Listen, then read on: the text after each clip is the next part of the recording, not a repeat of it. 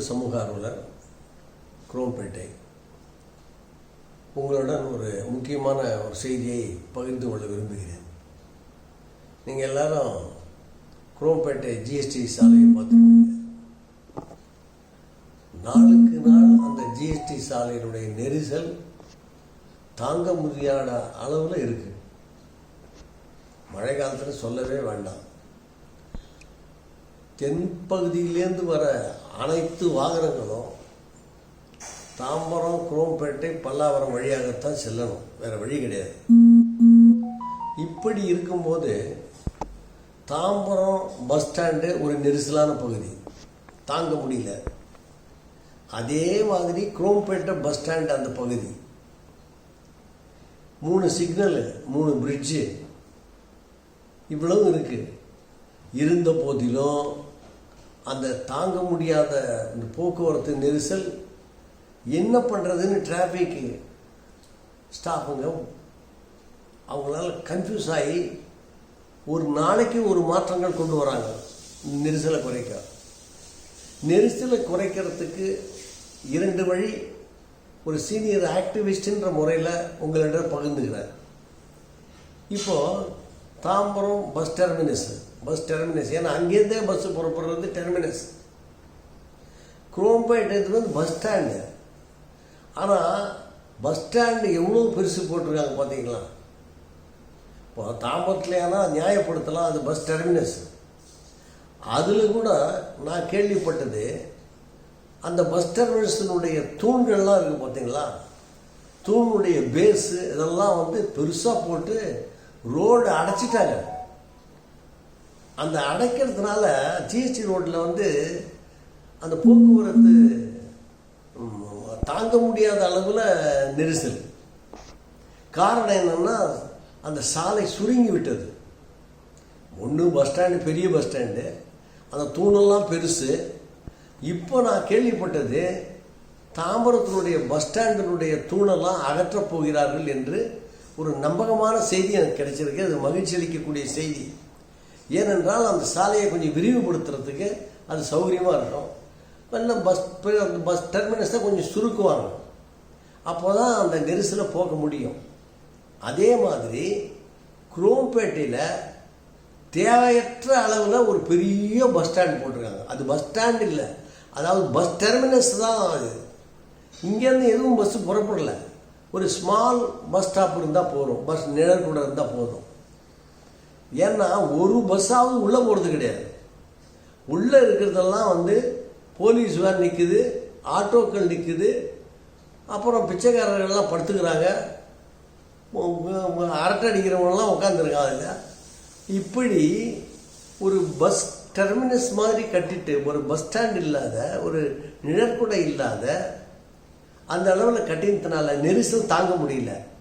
சரி, அதுதான் அப்படின்னு பார்த்தா பஸ் ஸ்டாண்டுக்கு வெளியில் பேமெண்ட்டை அடுத்து போலீஸ் தடுப்புகள் அமைச்சிருக்காங்க. எதுக்காகன்னு யாருக்குமே புரியல. அந்த பேமெண்ட்டும் வேஸ்ட்டாக இருக்குது, இந்த பேரிகேட் அமைச்ச பகுதியும் வேஸ்ட்டாக இருக்குது. அது மாதிரி லெஃப்ட் சைடில் சர்வீஸ் ரோடு இருக்குது, சர்வீஸ் ரோட்டில் வேற பேரிகேட்டுகளை போட்டு அடைச்சிட்டாங்க. அப்போ சர்வீஸ் ரோடு சுருங்கி போச்சு. இப்போ டிராஃபிக் இதை எப்படி தான் ஹேண்டில் பண்ணுறதுன்றது தெரியாத முழிக்கிறாங்களா? அந்த இடத்துல நெரிசலை தாங்க முடியல. இப்போது லலிதா ஜுவல்லரி அந்த சிக்னல்லேருந்து வேகமாக வாகனங்கள் வரும்போது அந்த குரோம்பேட்டையினுடைய பஸ் ஸ்டாண்ட் கிட்ட வரும்போது நெரிசலாக இருக்கும். பார்த்தீங்களான்னா தெரியும். அந்த வேகமாக வருவான், அவனுக்கு இடம் கிடையாது. அந்த 2 வீலர் லெஃப்டில் வரணும். 2 வீலர் லெஃப்ட் இல்லாத உங்களுக்கு அந்த பேரிகேட்னால அவன் என்ன பண்ணுறான், கேரேஜ் வேல வரான். அப்போது விபத்துகள் உண்டாகக்கூடிய வாய்ப்பு உண்டு.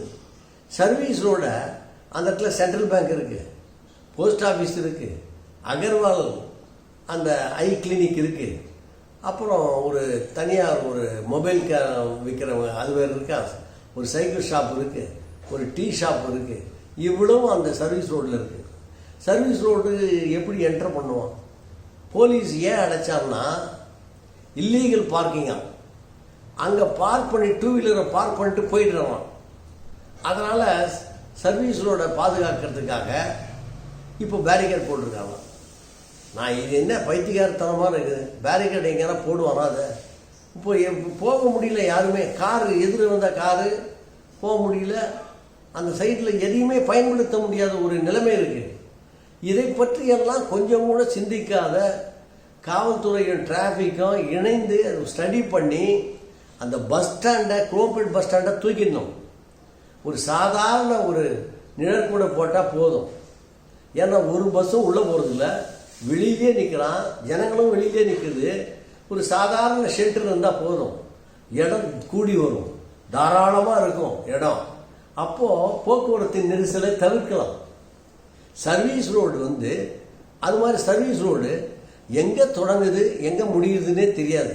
ஒரு நேஷனல் நெடுஞ்சாலையில் ஒரு சர்வீஸ் ரோடு ஆரம்பத்திலேருந்து சேனட்டோரியத்திலேருந்து அது பான்ஸ் பிரிட்ஜு அந்த பல்லாவரம் வரலும் அந்த சர்வீஸ் ரோடு போகணும். ஏன்னா 3 பிரிட்ஜு இருக்குது, 3 பிரிட்ஜுக்கும் சர்வீஸ் ரோடு அவசியம். அப்போது அந்த சர்வீஸ் ரோடு எங்கே இருக்குது? சர்வீஸ் ரோடு மொட்டை மொட்டையாக இருக்குது, துண்டு துண்டாக இருக்குது. ஒரு சர்வீஸ் ரோடில் வேன்கள் ஆக்கிரமிப்பு, அந்த இடத்துல நகராட்சி வேறு டாய்லெட்டை கட்டியிருக்கான். ஸோ சர்வீஸ் ரோடு எங்கே இருக்குதுன்னே தெரியாது.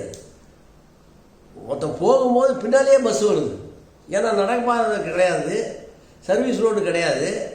அதனால் அவன் முன்னாலேயே வண்டி வருது. எவ்வளோ விபத்துகள் உண்டாகும்.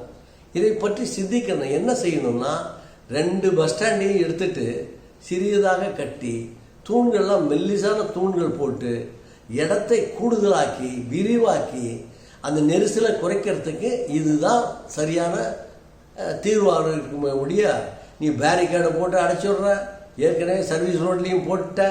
இது என்ன இது பைத்தியக்காரத்தனமாக இருக்குது. இது பற்றி தயவு செய்து நெடுஞ்சாலைத்துறை சீரியஸாக திங்க் பண்ணணும்.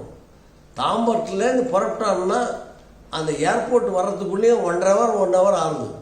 காரணம் நெரிசல், தாங்க முடியாத நெரிசல். இந்த பஸ் ஸ்டாண்டு தொந்தரவு.